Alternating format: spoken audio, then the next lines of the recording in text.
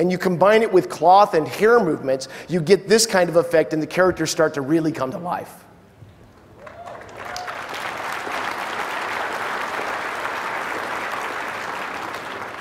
So let's see those characters in game. Now what I'm about to show you is the first time anybody has seen these characters in game. So we'll start with the human female, and she's a wizard, so we gave her a name because we don't like calling her the human female all the time. So this is Jelena in Ashfang. And then we played a few emotes so that you could see what she looked like when she was actually doing those facial expressions. We really like the way that's looking. We also wanted to show you the Karen male. And this is, of course, we gave him a name. This is Kishar. And the Karens have some pretty cool emotes. This is my favorite. Oh, yeah. So that's the way our characters look in game.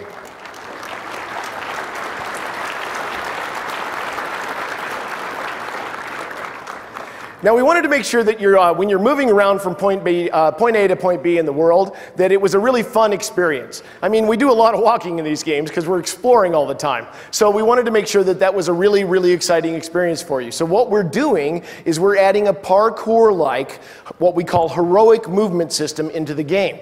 And that means that as you're moving through the world and you encounter a low obstacle, you can just sort of vault over the top of it without any effort, or slide down a hill, or be able to jump up and grab a ledge and pull yourself up, or rough and tumble off the top, maybe even a double jump in the air.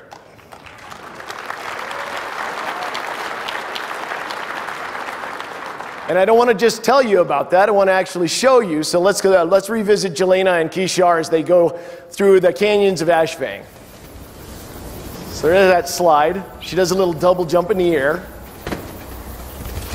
Here's that vault. You don't have to push any extra buttons for that. It just happens when you encounter them, so does the slide. Now, a lot of the different classes have special abilities that can be triggered. The wizard has a teleport ability. And the warrior can leap. All the different classes have different abilities. You can also gain items that allow you to have cool movement systems. This is the boots of the Zephyr, which allow them to glide through the air.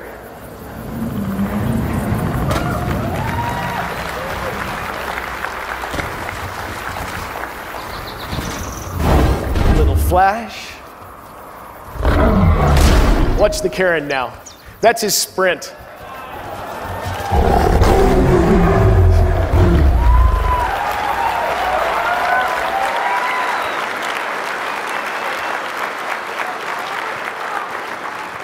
So we really like where the characters are looking. The way the world looks, the way the characters look, the special effects, all of that stuff, that's all coming along really well. We're very happy with where it is. But none of those things are what make this game different than any other game you've ever played before. We have this set of things that I call Holy Grails. And these are things that we have always wanted to put into a virtual world, an MMO. And, well, you know, there's lots of reasons why we didn't do these things: lack of resources, lack of time, maybe lack of intestinal fortitude. Whatever it was, we never got around to putting these things in. And so what I'm going to do right now is go through the series of 4 different Grails and show you exactly why they make a huge difference in our game. And the first Grail that I want to talk about is changing the core game. And what that means is, well, let's put it this way. For 35 years, we've been playing a lot of Dungeons & Dragons. I mean a lot of it. And when I say Dungeons & Dragons, what I mean by that is the core game of that is basically you pick a class, you go out and kill stuff, and unlock a tech tree of abilities, and we've all done that a lot of different times. So we didn't want to just reboot the lore and reboot the way the world looked and maybe add some new adventures. What we wanted to do was give you a whole new gaming experience that you could discover and explore as you played the game. And so to start that, we're embracing a new concept which we call multi-classing.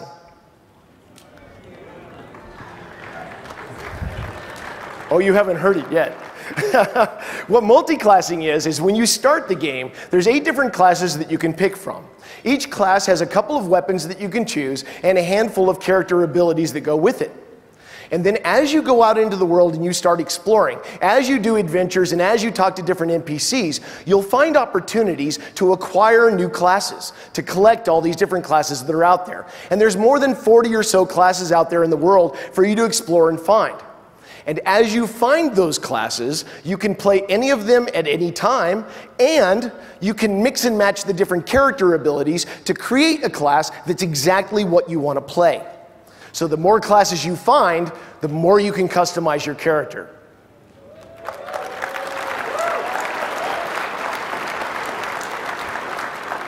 Now, your weapons make a big difference. They're one of the class-defining things in the game. So as you go through and you find these different classes, each class has a couple of weapons. Let's say, for example, that you pick the warrior. The warrior has like a big halberd and a longsword. And when he uses the halberd, he can use these big room-sweeping clearing attacks, or he can slam the half down on the ground and create a shockwave. But when he switches to the longsword, his abilities change. And he can then basically be able to attack a single thing and do a lot of damage, or perhaps do some melee blocks and parries. So depending upon what class you pick, your weapons will change to fit that class, and the abilities on those weapons are different. So as you change classes, you will also change your core gameplay, and you will constantly be exploring as you move through this game.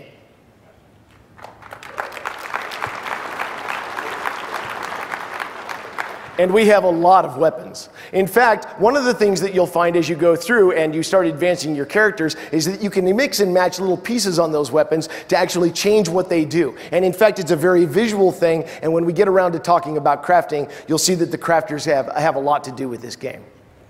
Well, let's go through that for now. Okay, so we've talked about these abilities. Now it's time to see some of them in action. So let's start with the human wizard, Jelena. That's a chromosphere. Now, once in a while, she'll get bushwhacked and need to get out of dodge. So she has a vortex ability. And what the vortex does is it slaps all the enemies into the same spot she was, teleports her backwards, and then blows them up. Let's take a look at the warrior abilities also, check in with Kishar. Now, Kishar has something I'm going to talk a little bit because he's quite loud. I'll talk a little bit. He has this really cool ability called Unstoppable Force, which is a charge attack, and it looks like this. And then that's Forceful Blow. Now, he also has a Shield Bash, which is great for knocking opponents back in an arc in front of him. It's also handy for sweeping up corpses. So anyway, that's some of the abilities in the game. And so that's the way the dynamic look of the game is. That's the way the special effects look and everything like that. And it kind of ties us over to Grail number 2. Now, Grail number 2 is something we have always wanted to do. As designers and game developers, there's never been a time in my 25 years of building games where we did not have this conversation at least once when we were starting a game. We wanted to be able to blow up anything, anytime, anywhere. So we built the entire world out of little teeny pieces called voxels. And we can literally blow up anything, anytime, anywhere. So the second Grail is destructibility, and it changes everything in the game. I'm going to show you some examples of how that looks. But first I want to briefly mention that because everything is made out of voxels, we can not only destroy those voxels, we can also build them up on the fly with constructability. And that allows us to create all kinds of special abilities for the different classes. For instance, the human wizard has something called a crystal wall. And you can see that she can erect voxels straight out of the ground. Now the kobolds need to break that down. And when they do, she'll need to stop them by using upheaval. And upheaval can destroy bridges, you can block staircases, all kinds of different things. Now, she's not the only one that can do this kind of thing. In fact, the warrior has one of my favorite abilities in the game called Whirlwind. Now, he's going to leap over that chasm and do some damage.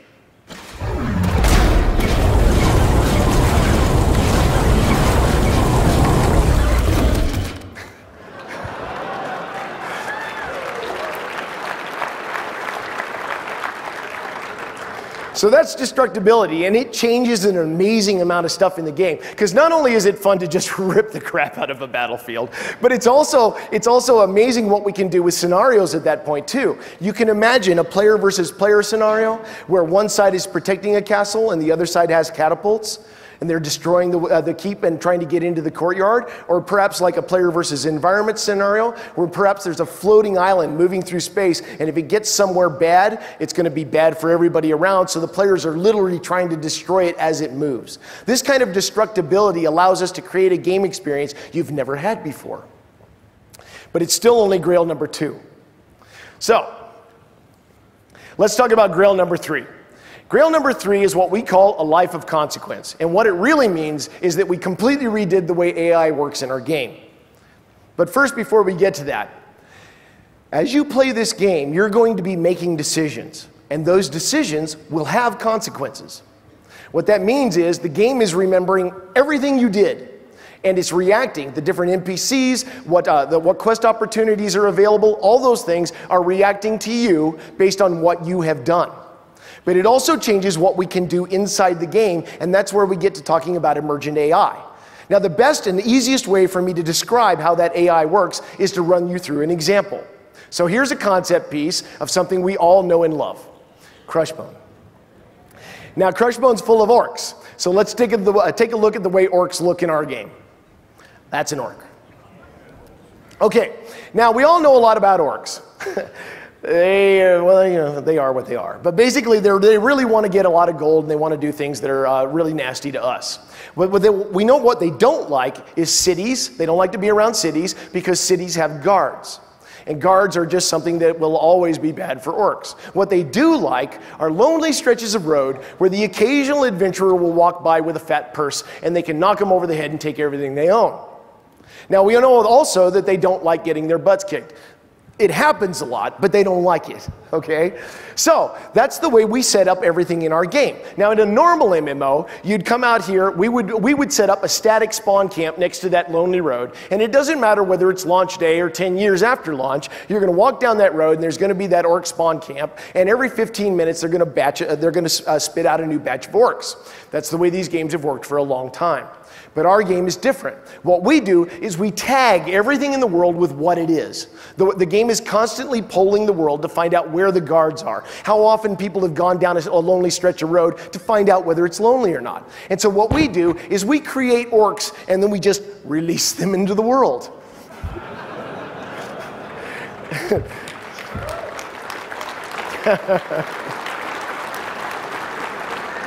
And then it's up to the orcs to find the spots that they like. And so when they find that lonely stretch of road where there's no guards, they set up a camp. And they're going to stay in that camp, waylaying the occasional adventurer until one of a couple of things happens.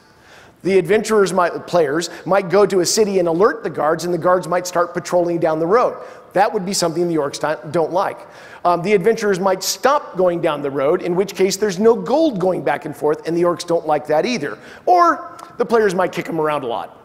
And they don't like that either. Either way, they're going to uproot stakes and they're going to start wandering around the world trying to find the things that they do like instead of the things they don't like. And when they find that spot, they're going to put down stakes again and start harassing people. Now that allows you, the players, to make absolute change in the world. As we tell you to go out on quests to do things like pacify the woods because there's nasty goblins in them, you can actually do it. You go out into the woods and you harass those goblins and push them back until eventually they don't want to be there anymore and they leave. Now, it might not have the consequences you expected. You might go out there to pacify them and make the woods safe, but what might actually happen is that you tick off the Goblin King and he starts sending war bands to start pushing back at you. So you don't know what's going to be set up, and that's a big part of the game. So as you go through and you try to do things, the world will be reacting to what you've done, and you will be making change.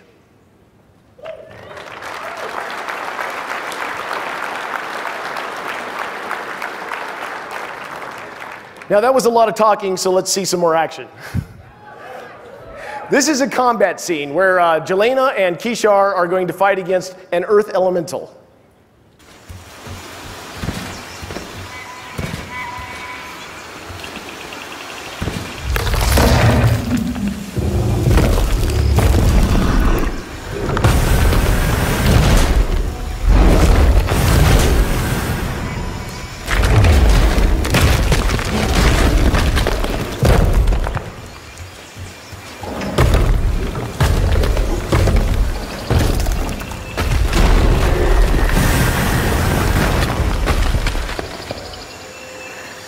They just fall down the hole.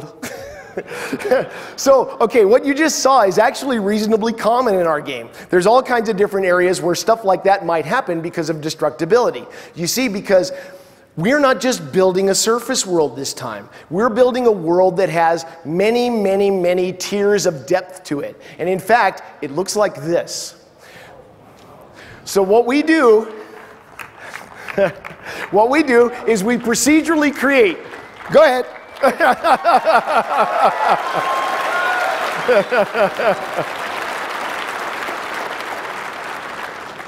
What we do is we procedurally create all this fantastic content that's all the way through the world. And we know where everything is. We know where all the lost temples are in the ancient cities and all of that stuff. Because we have thousands and thousands and thousands of years of lore and archaeology that the designers have been building over this time.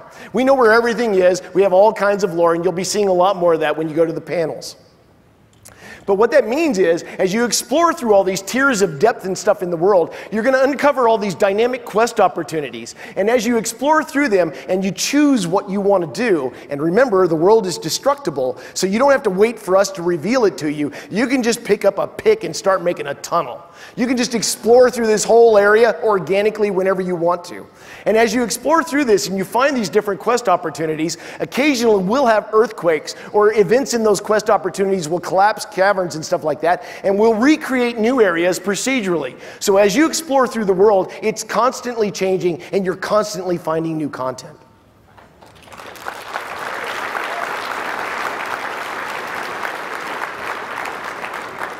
And just as an example of that, let's go back to Kishar and Jelena, whatever her name is, Jelena, and re-get together with them while they're in the center of the world. Now, they couldn't find their way out, so they're just going to basically blow a hole in the crust below, and what they're going to find is a magma chamber.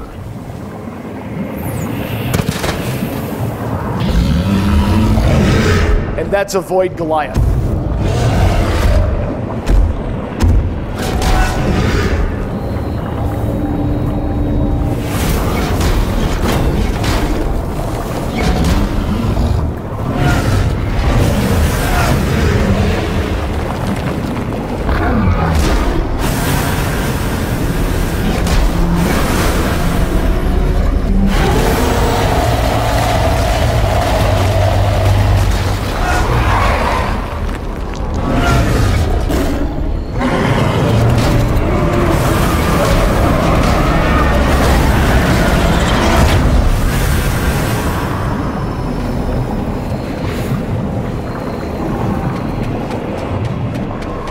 One thing's for sure, you'll always know where a battle was.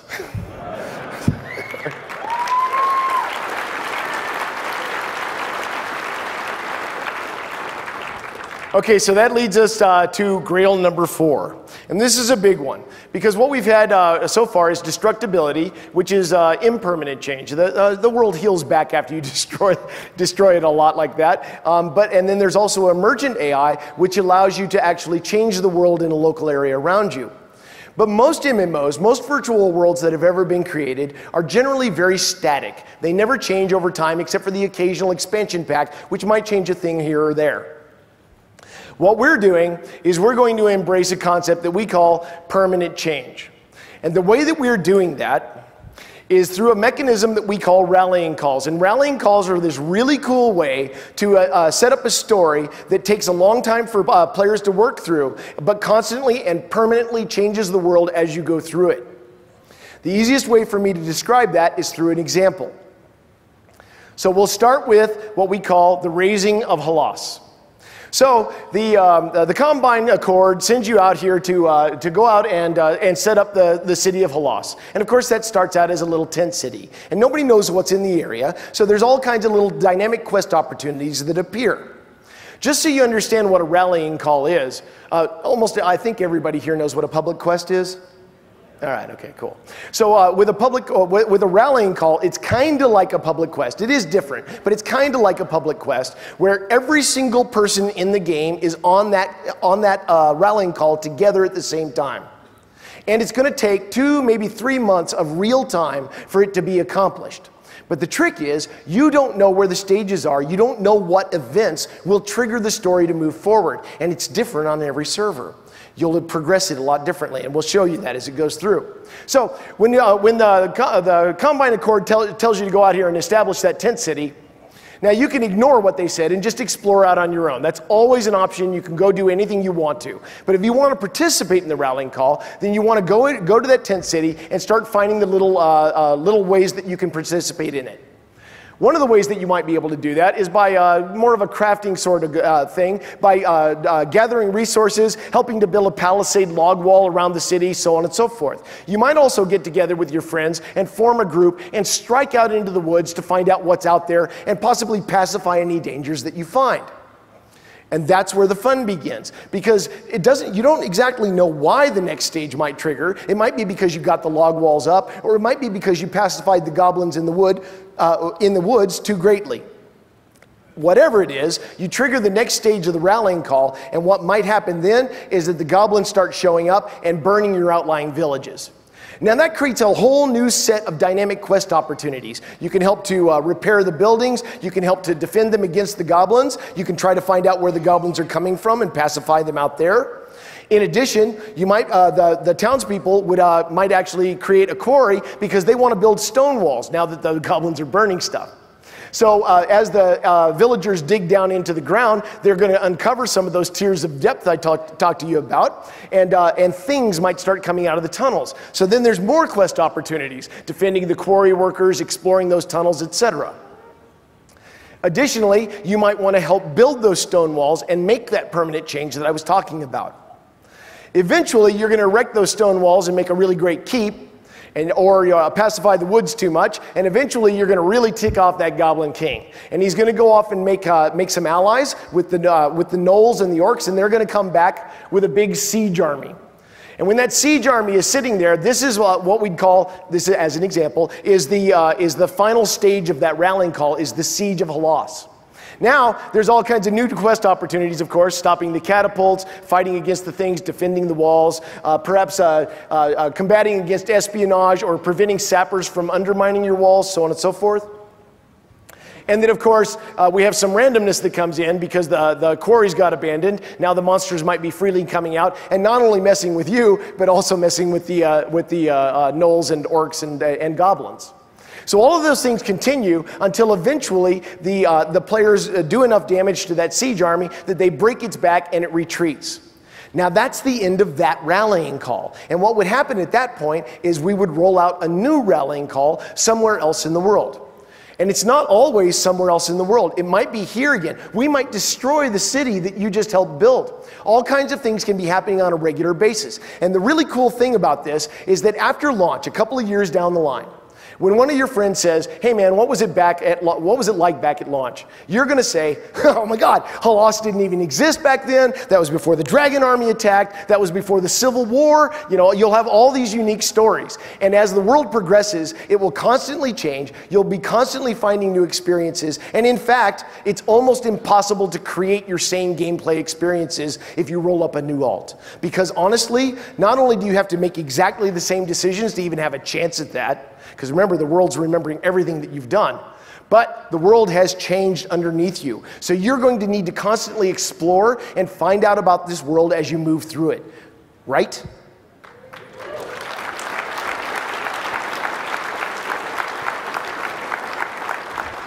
So that's permanent change and emergent AI and of course destructibility, as well as the fact that we changed the core game. And those four elements wrap together into something that we call EverQuest Next.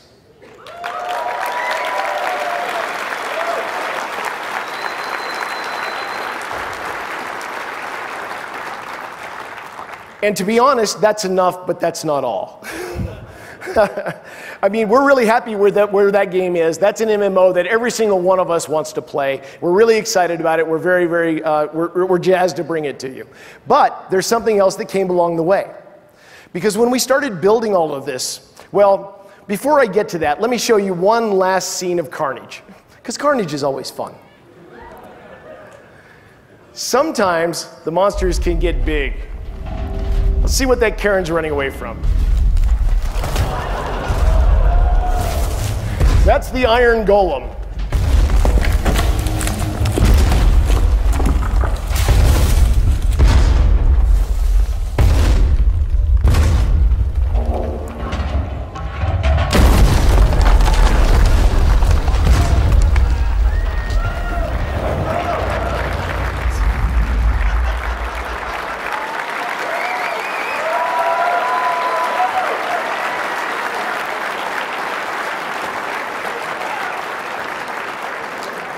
We'll just hope Kishar was hiding in the basement.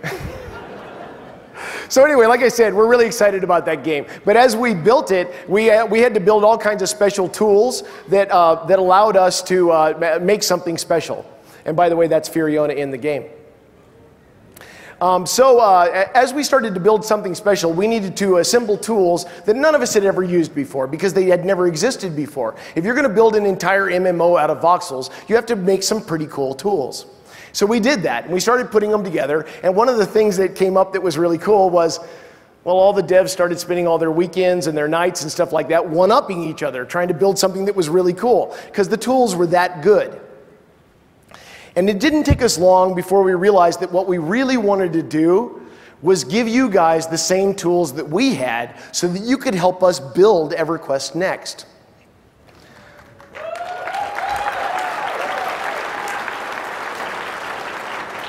And we talked about it for a while, and the talks went on and on and on, and finally we came up with the idea that what we really wanted to do was make that experience something just incredibly special. And so what we're doing this winter is something that, well, we haven't announced until just now. We're releasing an entirely new game this winter, and it's called EverQuest Next Landmark. Now,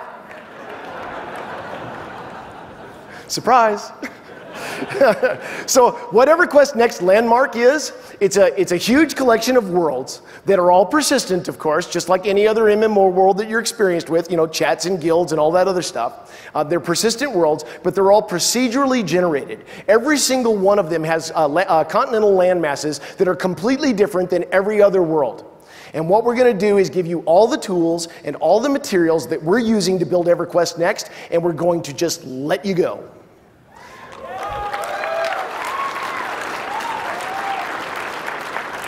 You can literally build anything you want to, as long as customer service allows it. So anyway, that's what we're going to do. And the way that works, the way that Landmark works when you play it, is that we're going to give you a claim flag. And you're going to strike out into the world, and you're going to find a really cool spot to plant your flag, and then that's going to be your claim. And you can build anything on it that you want to. You can set up status privileges so that your friends can build with you. You can hook up different claims together, and of course you can earn multiple claims. But the idea is that as you explore across the world and you find the different things that you need to build with, you're going to be wandering through thousands of other players' imaginations. And of course, we set up the entire world so that it's tiered and stuff, and as you explore the world, what you're looking for are the resources and the recipes and the objects to take back to your claim and be able to build really cool things. We have crafting stations where you can use the resources and the recipes to create objects like, you know, statues and doors and windows and things like that, and then you bring them back to your claim and you start erecting. Now, the tools are what make this a really, really fantastic experience. So, when you play a normal block building game, you expect this kind of tool, where you can stack blocks and stuff. And that's a great place to start, and of course we can do that too. But there's more. Because in our game, the voxel brush can change size, which allows you to very easily and very quickly create an amazing amount of detail. You can also use a bevel tool to cut different angles off the block, as well as a smoothing tool to actually change the vertices in real time to be able to look eroded or smoothed. And when I say smoothed, I mean smoothed. In a regular block building game, this is what a sphere would look like. In EverQuest Landmark, this is what a sphere looks like.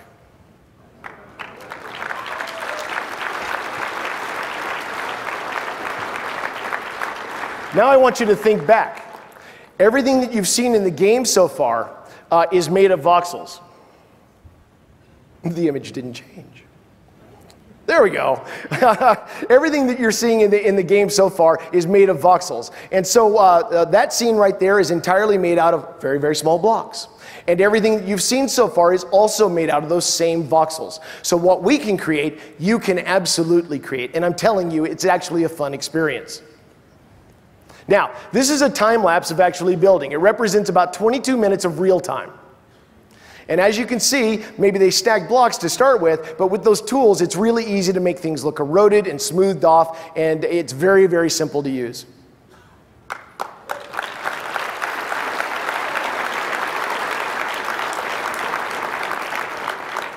Now, of course, we have Player Studio as well. And the cool thing about that is, like, well, of course, with EverQuest and EverQuest 2s, most of you are familiar with Player Studio, but just in case somebody out there in TV land hasn't heard of it, it's a mechanism by which players can create assets and then be able to put them up on the marketplace so that other players can buy them, and then the creators can actually make real cash from playing the game and making it a better experience for everybody else. In EverQuest Next and in EverQuest Next Landmark, the tools to do all that work are baked right into the game. So every single one of you can do it. And when you make something cool, you can put it up on Player Studio and let other people buy it for cash. And the opportunity to make real money out of a game like this is something that's definitely novel. And just to show you a little bit about how that works, imagine that I make a really cool tower, and it's all crenellated and it's kitted out and has really nice paintings and rugs and all kinds of stuff in it. And I package it up and I put it up on the Player Studio Marketplace. Now you might buy that because you want to build a castle. So you'd plunk my tower down a bunch of times and build a castle around it. Now when you package that castle up and put it up on Player Studio and you sell that thing, me, the creator of that tower, is basically going to get a little bit of royalties every time you sell one of those castles based upon what the percentage of my towers are out of your castle.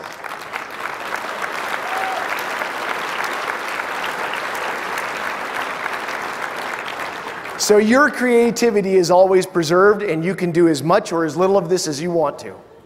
Now, one of the really cool things is we're very serious about that whole idea about you building EverQuest Next with us. And on every landmark world, there's going to be at least one continent where we enforce the art direction of EverQuest Next. Basically, you can only build stuff there that would look good in Norath. And we're going to run all kinds of contests and promos along the way to encourage you guys to try your hand out at helping us build the new Norath. So like, for example, if we were building Firod and we decided that we needed a Mad God's Temple, and we thought it would be really cool if it had like this big amphitheater in it, and a couple other widgets and things that would be necessary for gameplay. What we might do is actually release those specs to you and allow you guys to compete against each other to try to come up with the best one. And you guys would be voting them up and down, and then we would look at the ones that you voted all the way to the top, skim off the best ones, and give them the opportunity to be in Norath on the day one that EverQuest Next launches.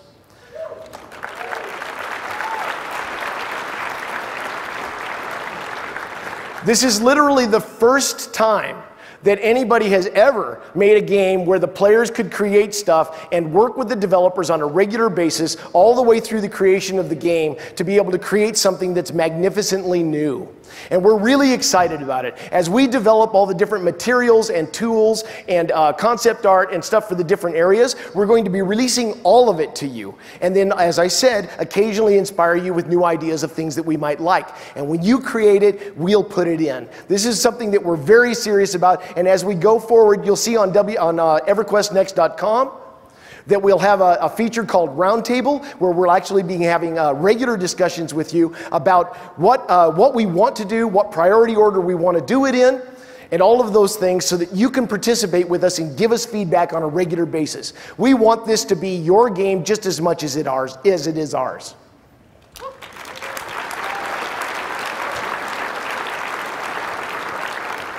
And that's EverQuest Next and EverQuest Next Landmark. Thank you.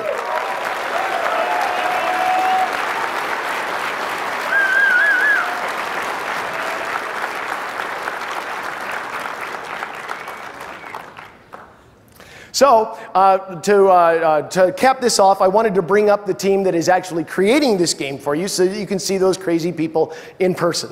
Now, of course, you all know me, so we won't go through that. But I also wanted to introduce you to Terry Michaels, the senior producer for EverQuest Next.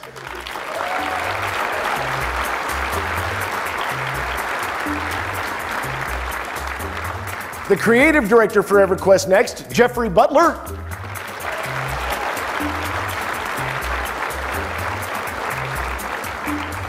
Our technical director, Steve Klug.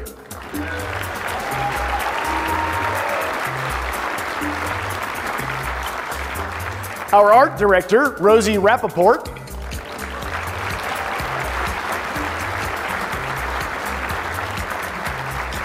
And last but not least, our lead designer, Darren McPherson.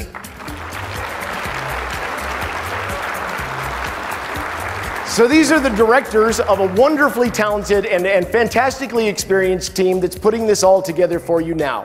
And with those words, I wanted to bring back John Smedley to the stage to give you a few last moments, and then we'll maybe do something really special after that. Thank you, everybody.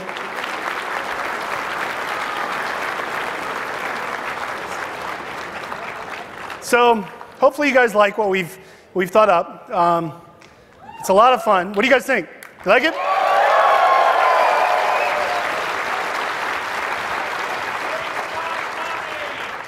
Every time I see myself with hair, it's very depressing. So I wanted to talk about one little thing that's kind of a big thing. As of today, EverQuest Next and EverQuest Landmark are officially in what we call open development. What that means is we are going to be putting up a website called the Roundtable. Now, the Roundtable is something similar to what we have with PlanetSide 2, where we have offered the players something that's called the roadmap, and it lets people see what we're working on for the next 6 months. Now, PlanetSide 2, in terms of the open development process, is here. We want to go here with EverQuest Next. As we are making this game, you are going to hear everything about it.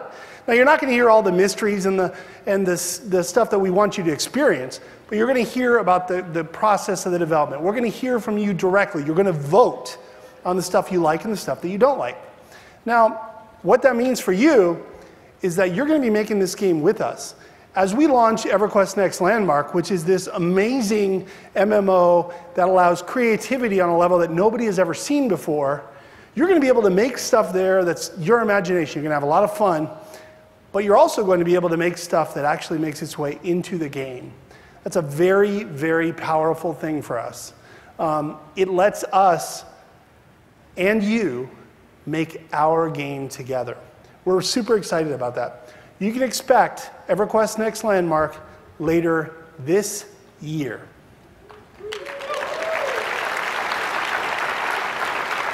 And while we're already in full development on EverQuest Next, you can expect to hear an insane amount of updates on a regular basis about what we're doing. I'm not talking about once a month. I'm talking about all the time.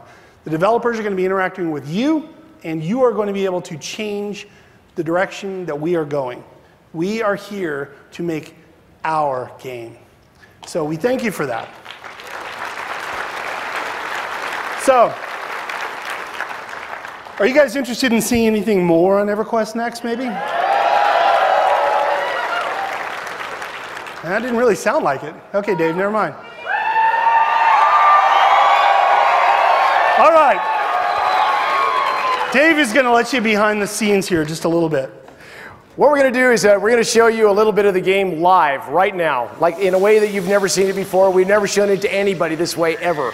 What we're going to do is we're going to open up the curtains, and we're going to show you our dev team back there on computers right now. You can watch it up here on the monitors. So we'll show you them actually pushing the buttons. It's a real game. And we're going to run through some destructibility scenes just to show you some stuff that you couldn't see real well in the presentation that we showed you earlier. So, make some noise. Woo! All right, guys, take it away. All right, Baby Ixard, go. Rip it up. Baby Ixard are so cute. Oh wait, are those honey badgers? I believe they're honey badgers.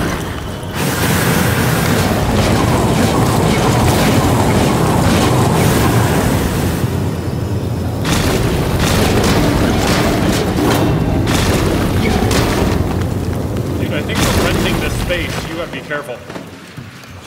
All right, well, let's see what's up the stairs.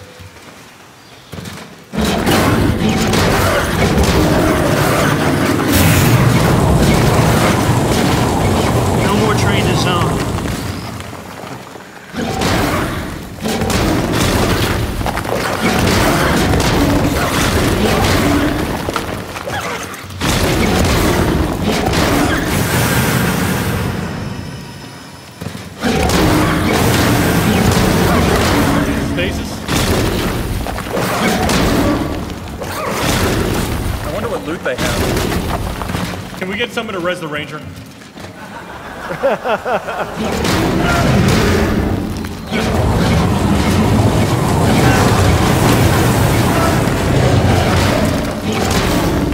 Uh-oh. Oh no.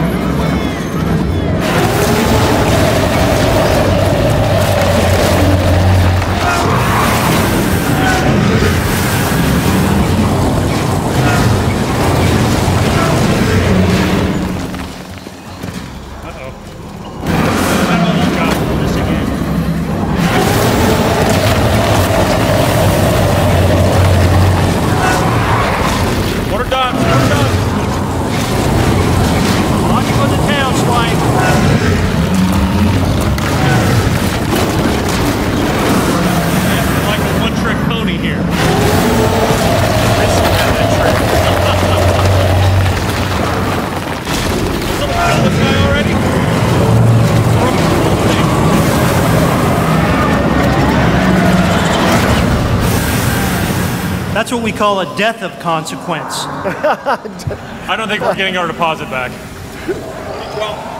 So that's EverQuest Oh next man, climb. he dropped a cloth cap. More monk loot.